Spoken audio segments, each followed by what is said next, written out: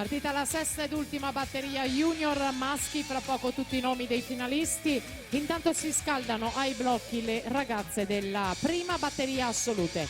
Anna Voltan in 2, in 3 Emma Zecchinato, in 4 Nicole Bettel, Laura Tessaro in 5, Valentina Soldà in 6.